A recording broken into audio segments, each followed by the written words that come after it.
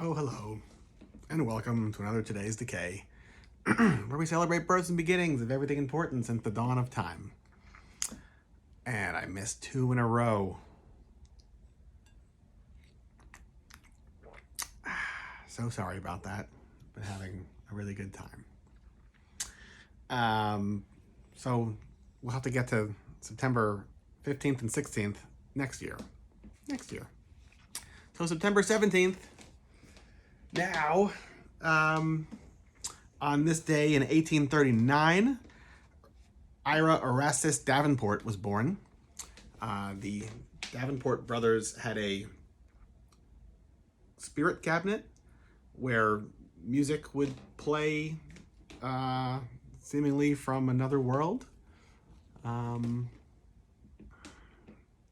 don't think the spirit cabinet still exists, but other people have tried to recreate the process.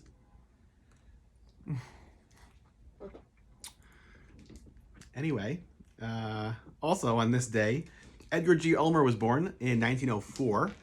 Edgar G. Ulmer was a film director who got his start. Did he work on Paul Lenny's Waxworks or the Golem, maybe?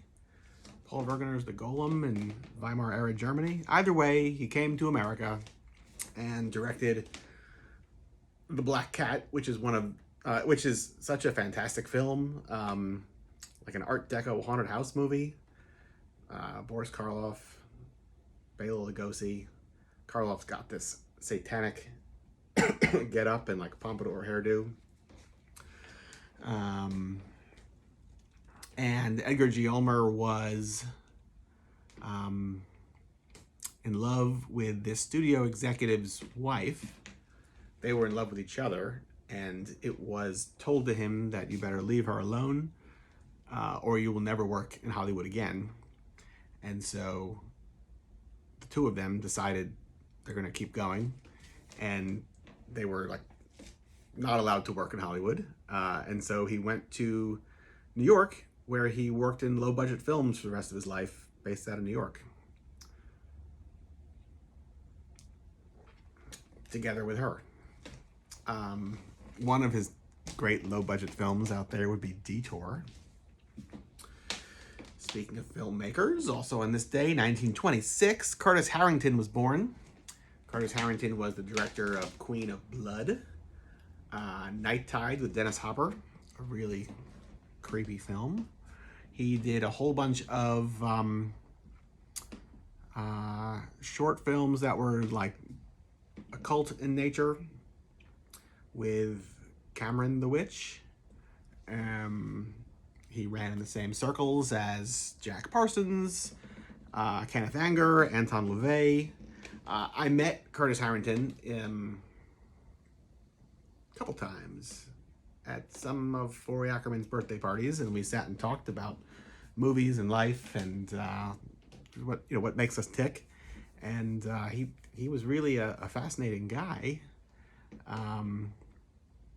He said what kept him alive and excited for life, to continue going, was the filmmaking process. That at this point, I'm not sure how old he would have been at this point. If he was born in 26, so I figure he was at least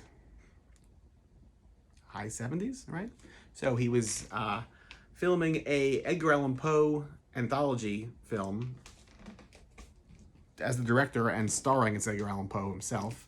And he said, like, this film is what's keeping him alive because he's determined to, like, finish this movie.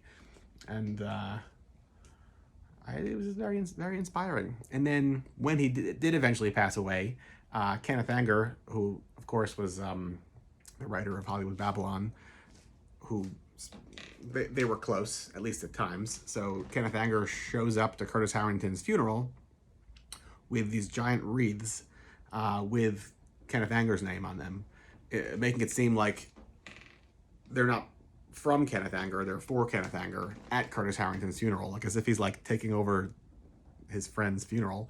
And he came with a TV crew, like disrupting the services, and announced to the room his death Kenneth Anger's death will be this following Halloween, and none of you were invited. I thought that was really great. That was actually, we were talking about doing like a Phantom Group Theater Curtis Hrrington thing, or maybe we recreate his funeral with Kenneth Anger there.